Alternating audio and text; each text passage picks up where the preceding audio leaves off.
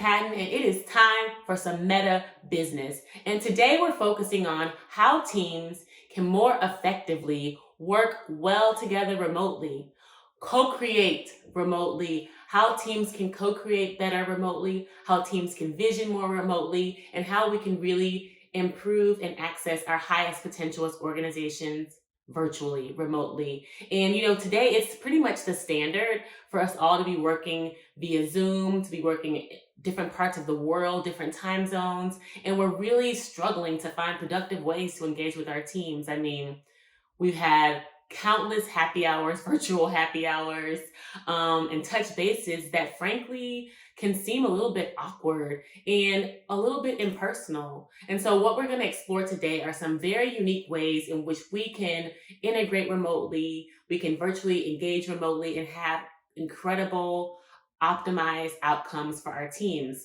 And the first way in which we can do this, working well together as teams, is establishing a shared set of rules for engaging. Oftentimes, we're given very prescriptive policies, procedures, ways of engaging that really don't fit the personality of the team, the structure, the culture of the team. And every team is different. Every team is big. Some teams are big, some teams are small, some are very diverse, some are very homogenous. And you want to make sure that the rules reflect the composition of the team. And the best way to do that is by creating a space to make sure that everyone has a shared interest in how to set these boundaries and how to create these rules of engagement. I mean, think about it. You may have some parents on your team. You may have some single moms or dads on your team. Are we thinking about them as we send emails at 11 o'clock at night? Or, these people are likely checking emails early. After 3, 4 o'clock, they may not be able to be responsive. So setting a set of rules for engaging, like time of day you can send emails, the frequency of sending emails. What about touch-based meetings? What time should they be? Thinking really intently about how you want your teams to engage with each other such that everyone is feeling like they're valued, like they're inclusive, like we're not sending back and forth passive aggressive emails in the middle of the night. And this really helps to establish a strong sense of trust within a team. And the next way to really create a culture of inclusivity for your teams and working remotely is by managing expectations. Gone are the days, praise God, that we're working until 2, 3, 4 in the morning on a project. It's just not feasible. It's not realistic. It's not healthy for the body, the mind, the soul. We really want to be able to manage our expectations for our deadlines, manage our expectations for our deliverables, and extend people more grace. So often we're quick to judge if someone's getting things in late or they're late to meetings or something's happening that's not typical in a business setting.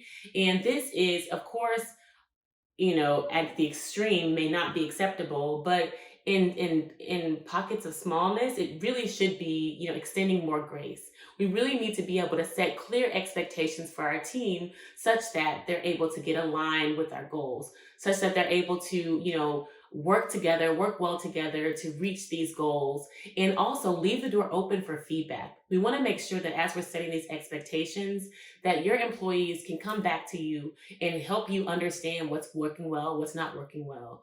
So often, and I've been a victim of this as well, in that victim mindset of not being able to communicate clearly to my managers because frankly, I didn't feel like they wanted to hear it. They never made it a point to ask, how are we doing? How is this working? I want to hear from you.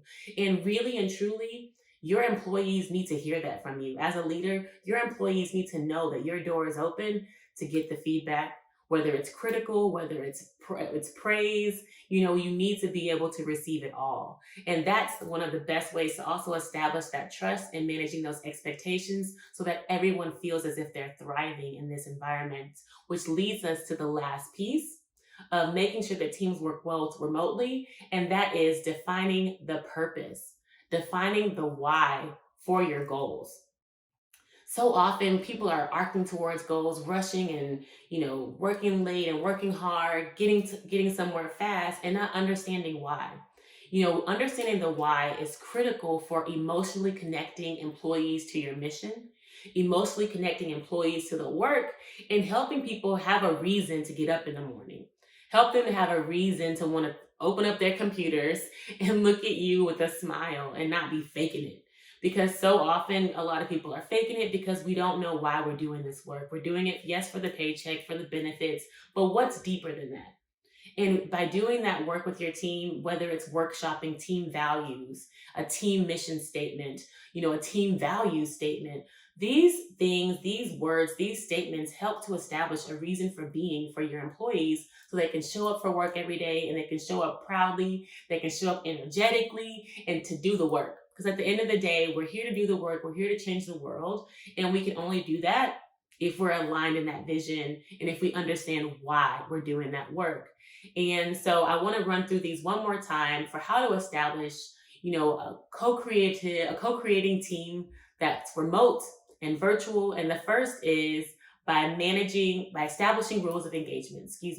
When you establish your rules of engagement, understanding when to send emails, how to communicate, setting tough boundaries such that everybody's on the same page of engaging. That's the first way of getting that co-creating team for your virtual interactions. The second way is to manage expectations, understanding that people have to know when, where, why, and how of how to get to where they want to go. Understanding how they want to get to where they want to go, extending grace for deadlines, and making sure that people feel on board with the work that they're doing. And last, and certainly not least, is having a why. Having a purpose for why they're doing this work. So now that you've set the expectations, managing the expectations, set the rules of engagement, you want to make sure people understand why they're doing this work every single day.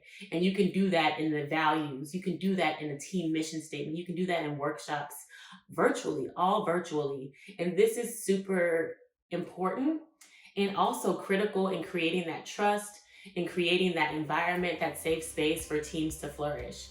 And if you have any other thoughts and ideas around how your team can work together remotely, what's working well for you, definitely drop a comment for this video, shoot me a DM. I also am launching a new website, erinpatten.com, soon, where I'll be talking much more about meta business and how I'm serving business organizations. So stay tuned for that. And in the meantime, I wish you all a beautiful weekend, and I hope that you can take this and run with it. Okay, guys, peace, love you.